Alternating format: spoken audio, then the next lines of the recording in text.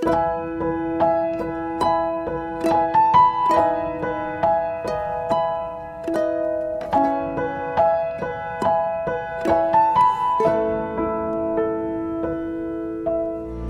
kami mengucap syukur buat saat ini kembali kami percaya bahwa Roh Kudus mempunyai pesan yang khusus bagi setiap kami. Dan kami percaya Tuhan bahwa ketika kami berpegang kepada kebenaran, maka kami akan teguh, kami akan tegar, kami tidak bisa diombang-ambing, dan kami percaya bahwa kami tidak akan mempan sama apapun kebohongan iblis. Kami percaya kami sudah diberikan kuasa dan otoritas. Oleh sebab itu Tuhan buka pikiran dan hati kami, supaya kami mengerti untuk senantiasa menggunakan kuasa dan otoritas Tuhan, untuk hidup di dalam kemenangan, untuk hidup di bawah prinsip kerajaan surga, supaya kami semuanya ini yang hadir pada malam hari ini, dengan kuasa yang sudah diberikan, kami hidup dalam kemenangan dan kemerdekaan.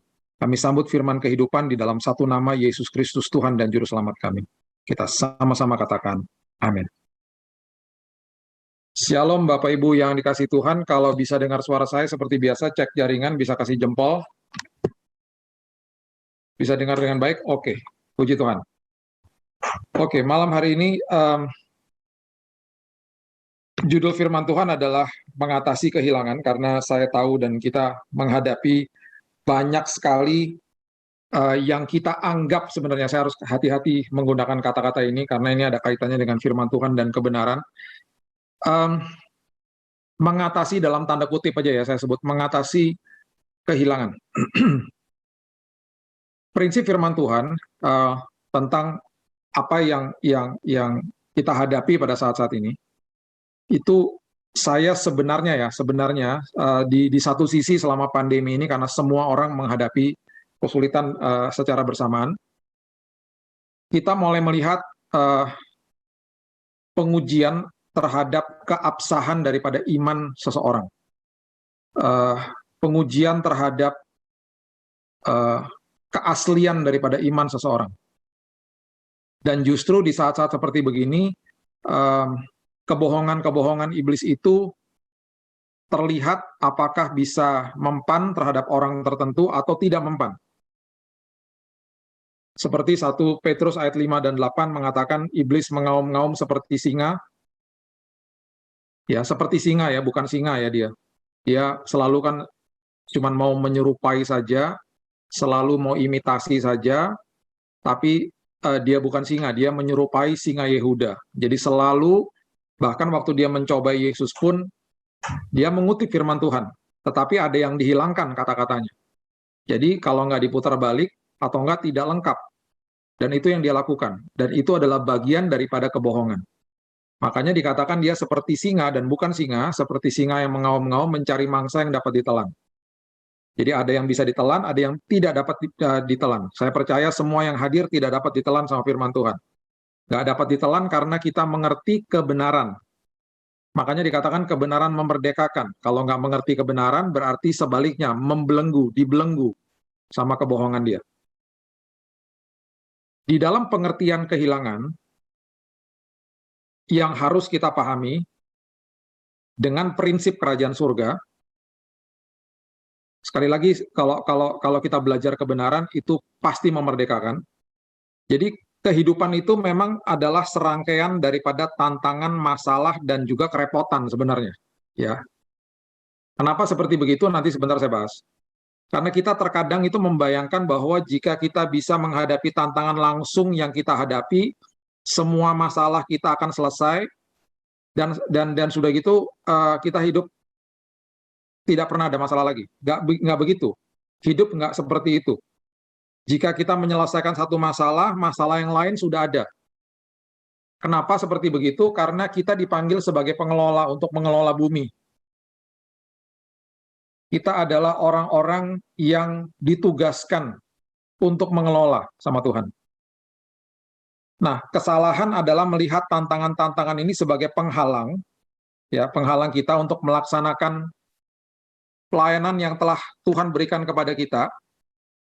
Ya, kita melihat bahwa tantangan ini adalah penghalang untuk kita melakukan pelayanan kepada Tuhan, padahal sebaliknya, ketika kita berhadapan dengan tantangan ketika kita mengelola dengan baik, itu bagian daripada pelayanan kita di dunia ini. Jadi saya akan berikan dulu dasar-dasarnya supaya kita mengerti yang namanya kehilangan itu apa sih di dalam kerajaan surga. Ya, prinsip itu apa gitu. Kejadian 1 ayatnya yang ke-28, firman Tuhan dengan jelas mengatakan, Allah memberkati mereka, lalu Allah berfirman kepada mereka, beranak cuculah, bertambah banyak, penuhi bumi, taklukkan itu, berkuasa atas ikan-ikan di laut dan burung-burung di udara, dan atas segala binatang yang merayap di bumi. Jadi pada awalnya manusia dikasih bumi, bukan dikasih surga, diberikan bumi untuk dikelola, ya, untuk dikelola. Jadi pada awalnya itu manusia juga diberikan kuasa dan otoritas atas bumi. Saya katakan berkali-kali kuasa itu adalah kuasa Tuhan, otoritas adalah hak menggunakan kuasa. Makanya waktu iblis ingin menguasai dunia, menguasai bumi, iblis tidak bisa langsung menguasai bumi, dia harus memakai kuasa yang ada di dalam manusia. Dengan kata lain, dia harus diberikan kuasa itu sama manusia. Makanya manusianya disandera sama dia, supaya dikasih kuasanya. Contohnya gini, ketika ada seorang perampok masuk ke dalam sebuah bank, yang dia cari adalah manajer bank yang mempunyai kunci ke brankas.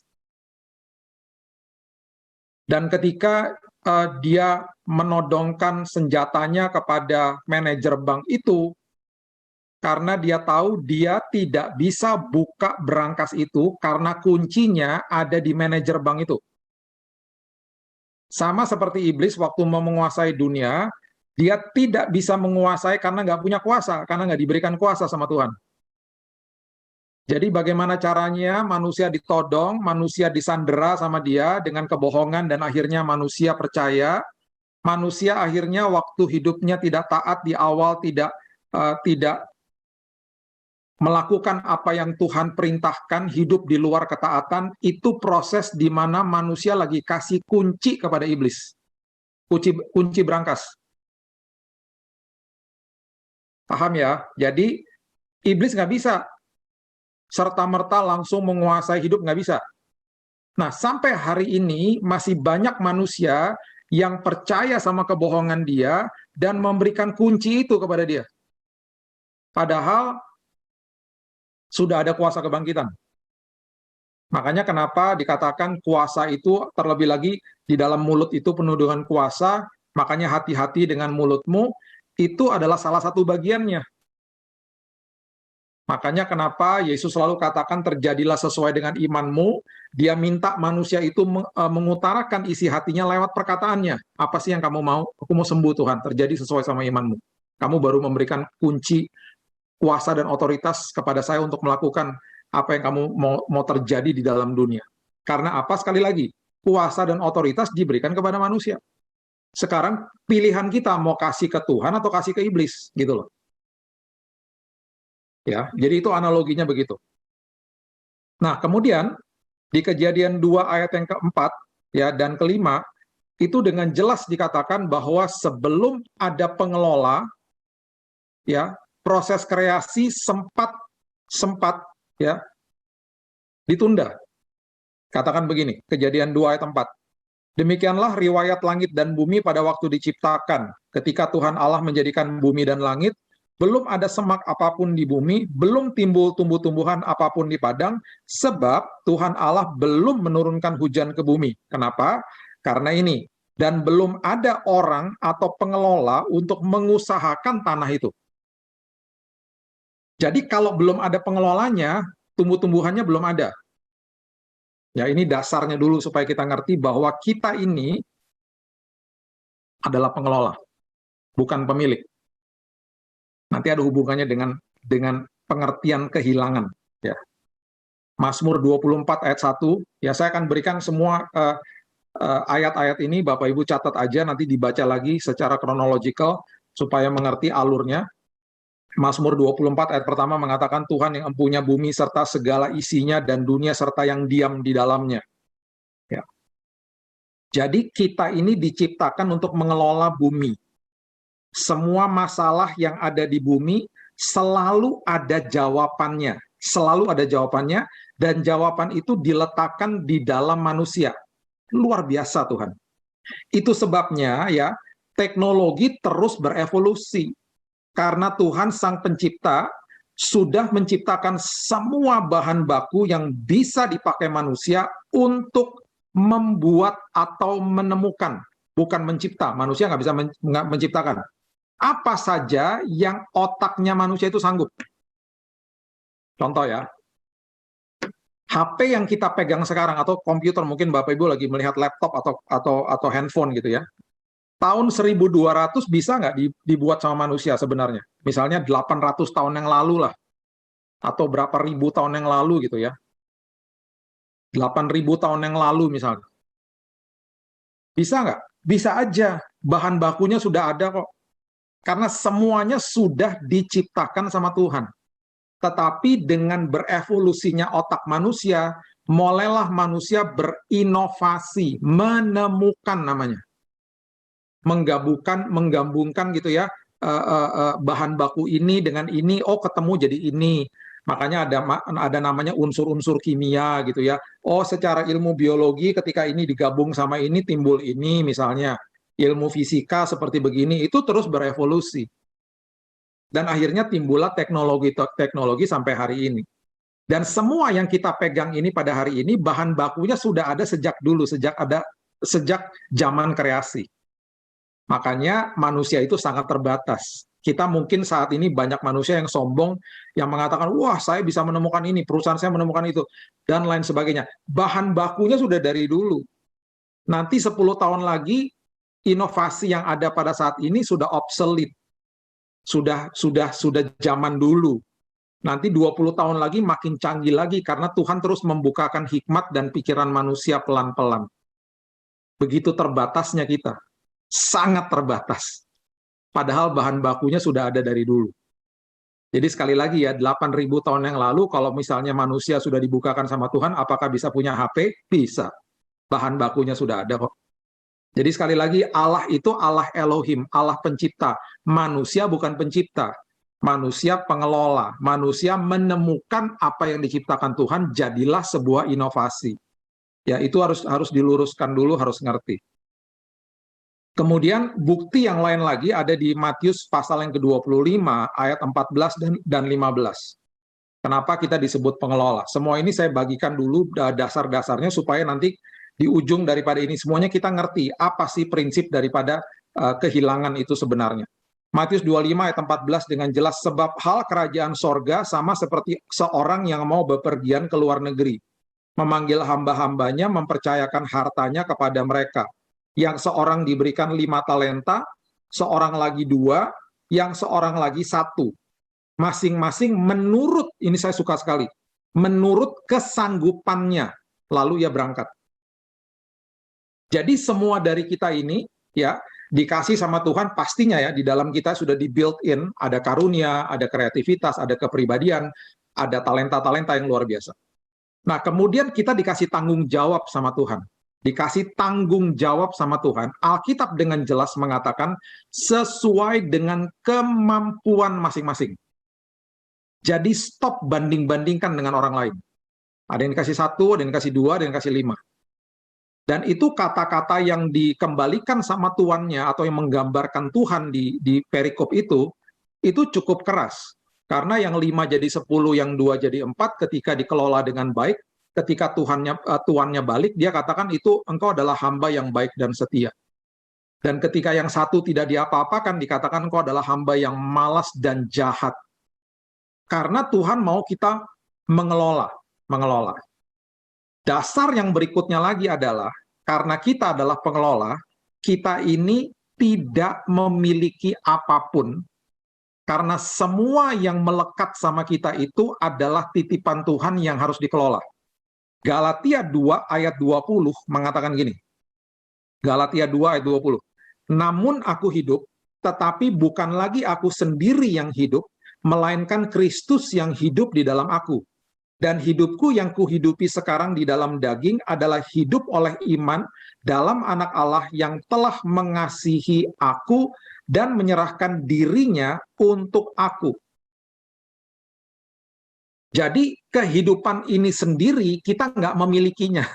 Bayangin, kita nggak punya. Hidup ini aja bukan kita yang miliki. Bayangkan kalau hidup ini bukan kita yang miliki, tapi Tuhan yang memiliki, berarti kita memang betul-betul hanya dipanggil untuk mengelola. Nah, ini yang saya mau pelan-pelan bagikan supaya kita mengerti ketika kita menghadapi, saya lebih suka pakai istilah begini, perasaan kehilangan. Ya, karena sebenarnya saya bukakan dulu di saat ini ya. Nanti kita bahas dengan lebih detail sebentar lagi. Kita ini nggak bisa kehilangan apa-apa. Karena kita nggak punya apa-apa. Bahkan hidup kita ini aja punya Tuhan, bukan punya kita. Gitu loh. Terus kemudian bagaimana Pak cara menghadapinya dan lain sebagainya sebentar. Ya, kita pelan-pelan dulu nih supaya mindset kita pelan-pelan diubahkan sama paradigma kerajaan ini. Ya. Nah, ini yang bahaya. 1 Timotius 6 ayat 5 dan ayat 6 ini sangat bahaya. Ini semuanya ditulis sama Paulus dan ini begitu dalam. Dan kalau dibaca ini betul-betul semua tulisan Paulus itu harus dimengerti dengan baik. Karena apa? Gini. Paulus ini di mata kita ya. Dia kehilangan waktu, dia sepertinya kehilangan harapan, ya. Dia kehilangan segala-galanya. Kenapa? Dia dimasukin ke dalam penjara berkali-kali, diperhadapkan di pengadilan berkali-kali. Orang-orang ini yang namanya Festus lah, Felix lah, Agrippa lah, orang-orang yang menghakimi dia di pengadilan, justru tidak menemukan kesalahan sama dia. Bahkan takjub mendengarkan khotbah-khotbahnya dia. Tapi nggak pernah dilepaskan dari penjara, dioper sana-sini, karena ada masalah politik dan memang meresahkan banyak orang pada saat itu, karena ada paradigma baru yang diajarkan oleh dia. Bahkan dia mengatakan Yesus yang dia percaya itu sudah bangkit. Itu aneh sekali kedengarannya bagi mereka. Dan apalagi transisi pada saat itu adalah yang tadinya ada bait Allah itu atau sinagog, bagi dia itu sudah tidak lagi relevan. Karena apa? Bait Allah adalah tubuhmu. Gereja bukan pengertiannya bukan gedung lagi. Itu dihotbahkan sama Paulus. Dan itu yang menghebohkan banyak orang. Kalau kita baca Kisah Rasul, itu berkali-kali dioper sana, dioper sini dia. Tapi dia tetap aja mempunyai sebuah kesempatan dan dia tidak pernah mengatakan saya kehilangan. Ya, pandangan kita begitu. Makanya dia tulis begini. 1 Timotius 6 ayat 5. Percecokan antara orang-orang yang tidak lagi berpikiran sehat dan kehilangan kebenaran. Nah, ini dia. Kehilangan, Bapak Ibu kalau mau lihat kata kehilangan di perjanjian baru, ya, itu hanya dua. Hanya dua.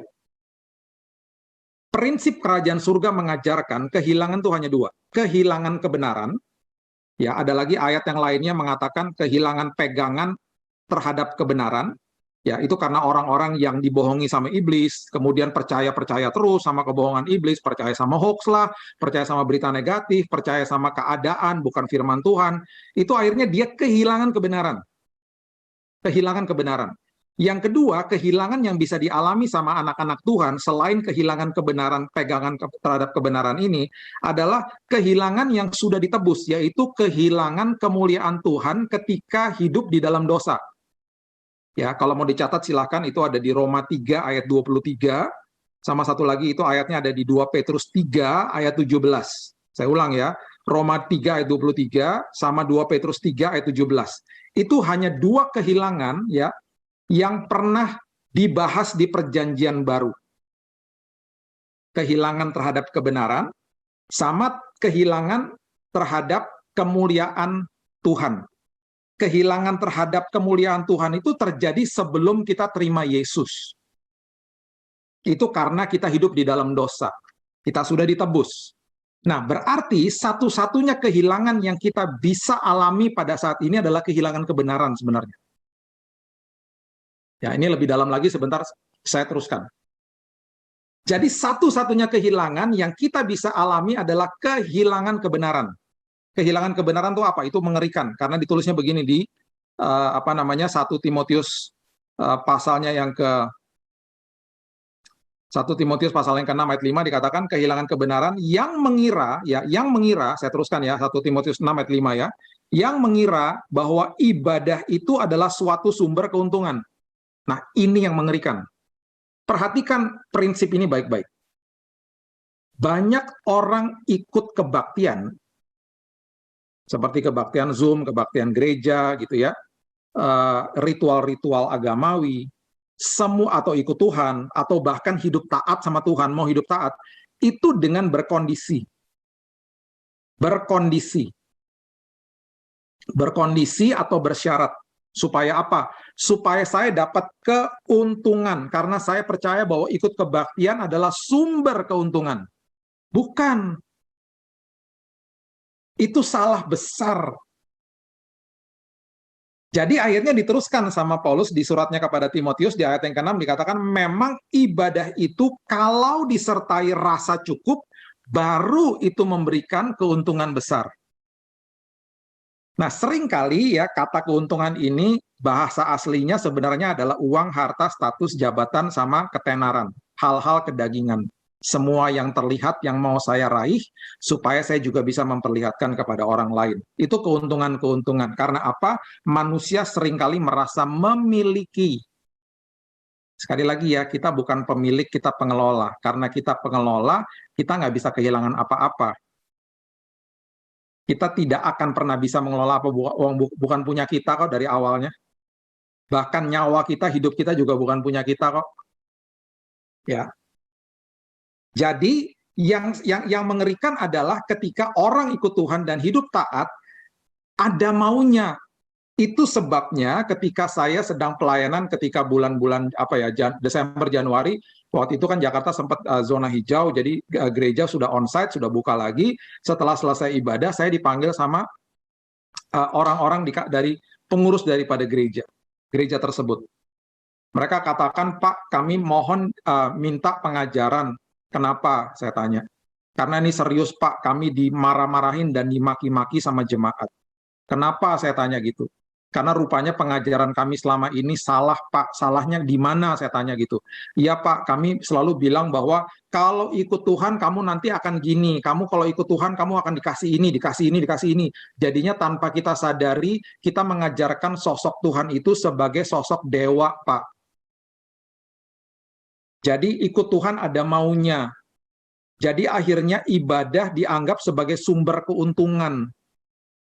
Jadinya sekarang banyak, Pak, yang akhirnya hidupnya ketika mereka menghadapi kehilangan pekerjaan, kehilangan income, dan lain sebagainya, marah-marah sama gereja. Mana katanya Tuhan bisa begitu, bisa begini. Wah, parah. Ini adalah gambaran daripada banyak orang Kristen yang masih hidup di dalam prinsip seperti ini. Padahal dengan jelas Paulus mengatakan, ibadah itu kalau disertai dengan rasa cukup, itu justru memberikan keuntungan besar. Jadi, prinsipnya begini, Bapak Ibu. Prinsip yang harus kita pahami begini. Kita ini sebagai anak-anak Tuhan, tidak akan pernah bisa kehilangan apapun. Kenapa seperti begitu, Pak? Wong saya kehilangan pekerjaan kok, Pak. Orang saya kehilangan income kok, Pak. Saya kehilangan anggota keluarga, Pak. Meninggal, Pak. Kabar baik bagi kita semuanya. Kita justru harus merubah paradigma kita. Itu bukan kehilangan. Kita harus rephrase kata-kata kita sekarang. Saya merasa kehilangan, tetapi saya tidak pernah kehilangan. Kenapa? Karena ketika saya kehilangan pekerjaan saya, itu bukan saya sedang kehilangan. Saya lagi diganti musim sama Tuhan, dibawa ke tempat yang lain, karena pekerjaan saya itu nanti ada yang nempatin, ada orang yang membutuhkan tempat itu. Saya akan dibawa ke tempat yang lebih dahsyat sama Tuhan, karena terus naik dan tidak turun. Saya sedang dipindahkan musim namanya. Kemudian ada orang mengatakan, Tapi gimana Pak, saya juga kehilangan income dan lain sebagainya. Kita lagi dibawa dari zona nyaman masuk ke dalam zona kekuatan. Jadi di dalam prinsip kerajaan tidak ada kehilangan, yang ada perpindahan. Di move, you are moved, not lost. Tidak pernah kehilangan apapun. Karena ada perkara besar yang terjadi. Ya, Pengkhotbah 3 ayat 1 mengatakan untuk segala sesuatu ada masanya, untuk apapun di bawah langit ada waktunya. Jadi ada waktu-waktu, ada musim-musim. Ada musim ketika saya masih kerja di sana, sekarang yang enggak. Tuhan akan berikan lagi yang baru. Tuhan akan bukakan pintu yang baru. Saya nggak pernah kehilangan pekerjaan. Saya sedang dibawa ke musim yang baru. Saya sedang dibawa ke pekerjaan yang baru. Tuhan sedang menyiapkan sesuatu yang indah. Pengkhotbah 3 ayat 11 mengatakan ia membuat segala sesuatu indah pada waktunya, bahkan ia memberikan kekekalan di dalam hati mereka, tetapi manusia tidak dapat menyelami pekerjaan yang dilakukan Allah dari awal sampai akhir. Seringkali begitu, memang nggak ngerti kok bisa kayak gini, tapi tenang aja, lagi dibawa dari musim ke musim. Karena apa?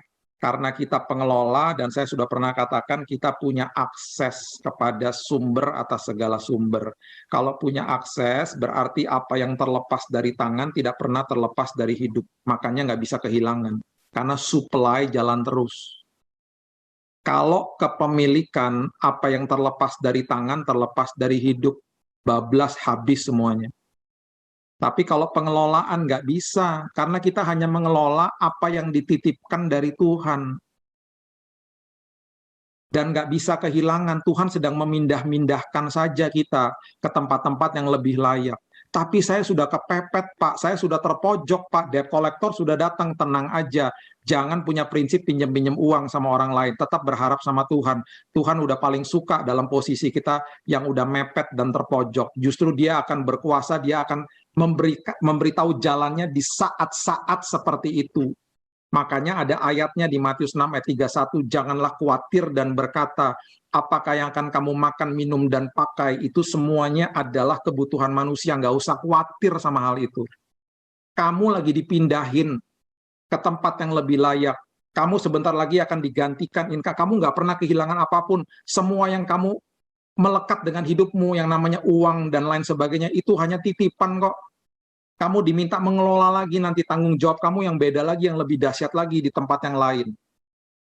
Udah gitu kita juga sedang dalam posisi yang dipindahkan dari zona nyaman ke zona kekuatan.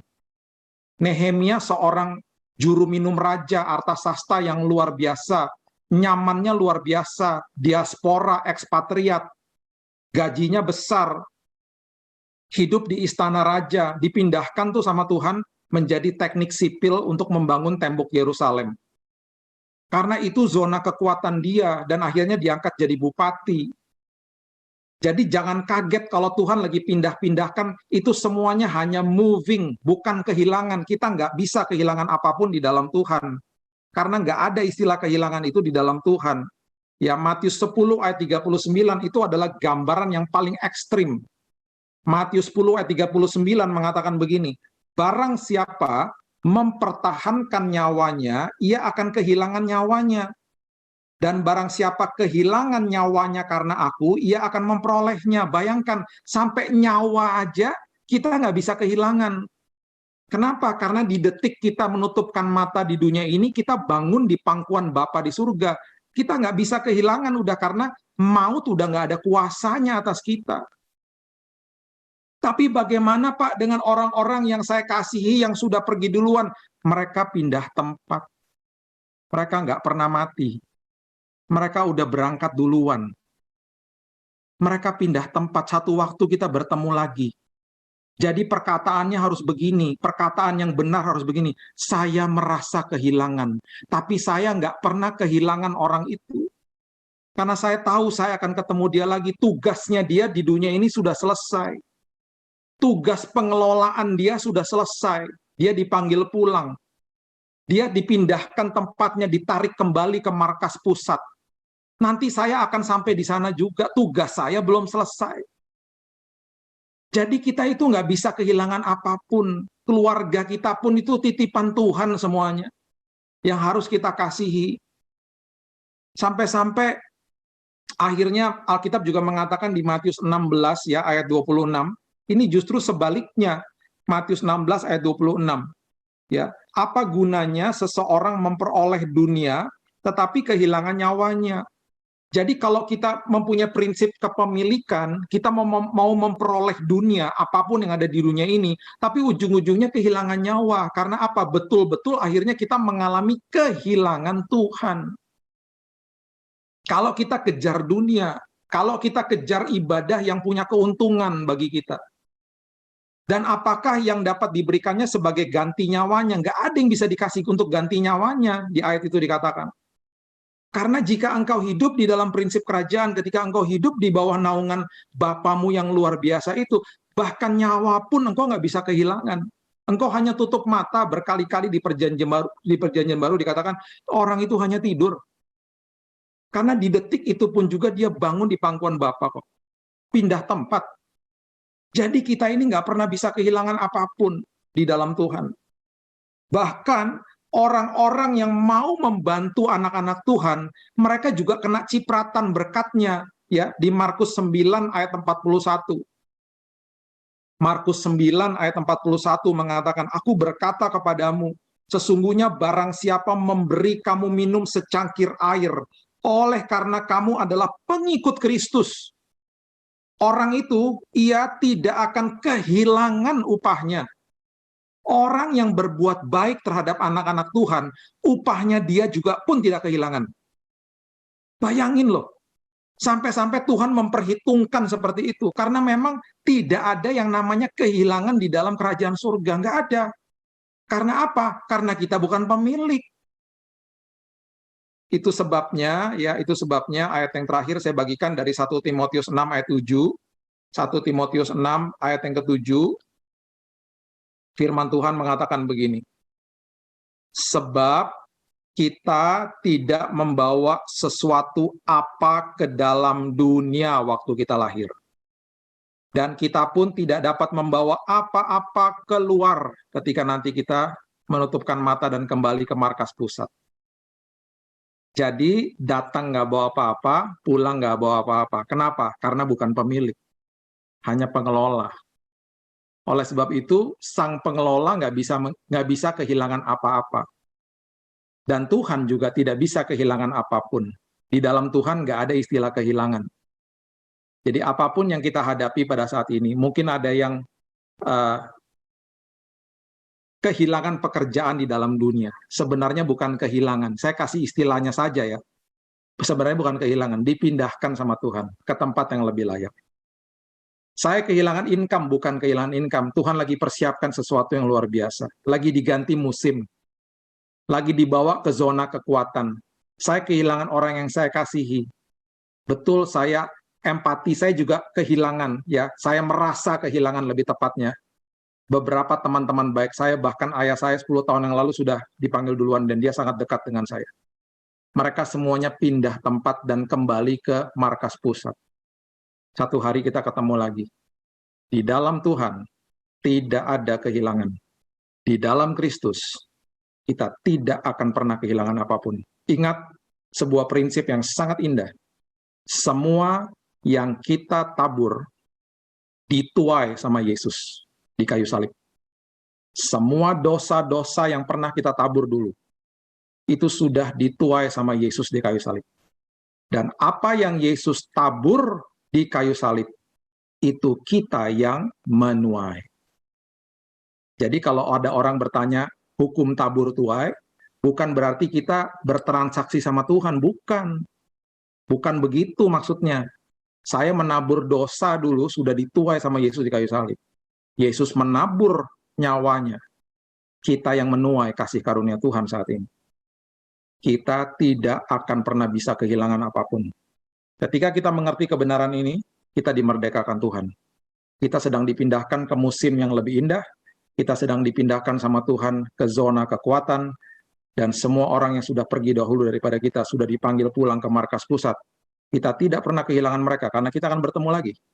Ya, untuk sementara waktu merasa kehilangan itu lebih tepat.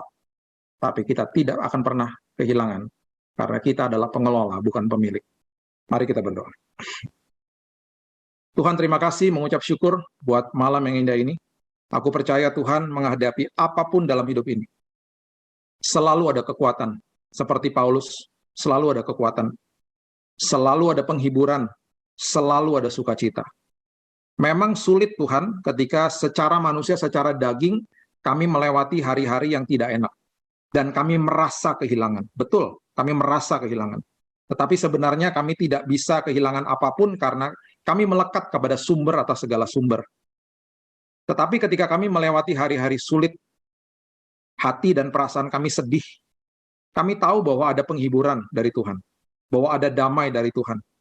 Bahwa ada pengharapan di dalam Tuhan. Karena masa depan kami ditanggung penuh sama Tuhan. Kami sedang melewati musim-musim saja di dalam dunia ini yang sangat semu, yang sangat sementara.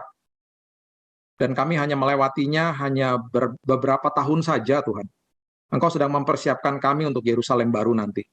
Selama kami ada di sini, kami mau mengelola kehidupan kami dengan sebaik-baiknya. Semua yang Tuhan titipkan dalam hidup kami mau lakukan, mau kelola dengan sebaik-baiknya. Terima kasih ya Tuhan buat prinsip kerajaan surga. Terima kasih ya Yesus, karena Engkau sudah mati bagi kami, dan kami menuai kasih karunia Tuhan yang luar biasa hari-hari ini. Terima kasih ya Bapak. Kami seringkali memang takut, tapi kami tahu bahwa kami tidak akan hidup di dalam ketakutan. Karena kami tahu bahwa ada janji Tuhan, ada pengharapan di dalam Tuhan. Terima kasih Tuhan buat penyertaan Tuhan, terima kasih buat perlindungan, terima kasih buat kesehatan, bahkan kesembuhan yang Tuhan sudah siapkan bagi setiap kami yang sedang sakit. Terima kasih Tuhan, kami akhiri firman dari hamba-Mu pada saat hari ini, tapi aku percaya karena aku dibatasi waktu, firman Tuhan tidak pernah dibatasi waktu, firman Tuhan akan terus berkumandang di hati kami. Di dalam satu nama, Yesus Kristus Tuhan dan Juru Selamat kami sudah berdoa. Kita sama-sama katakan, amin. Amin, amin.